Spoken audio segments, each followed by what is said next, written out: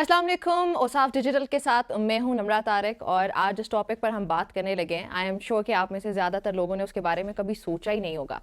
तो क्या कभी आप सबको इसकी बात की फिक्र हुई है कि आपकी पर्सनल पिक्चर्स, आपकी पर्सनल फोटोज़ को यूज़ करके फेक पिक्चर्स भी क्रिएट की जा सकती हैं और एआई को यूज़ किया जाता है और फिर उसकी मदद से तस्वीर का इस्तेमाल करते हुए जाली तस्वीर बनाना बहुत ही ज़्यादा आसान हो चुका है। अगर मैं टिकटॉकर हरीम शाह का यहाँ पे नाम लूँ तो वो गलत नहीं होगा। उनकी भी जाली वीडियोस और फिर पिक्चर्स बनाई गई कि ये मवाद अमूमन किसी को बदनाम करने के लिए ही बनाया जाता है। डिफेमेशन के जो केसेस होते हैं उसी के लिए ज़्यादातर इस तरह की जो चीज़ें होती हैं वो हमारे सामने आती हैं।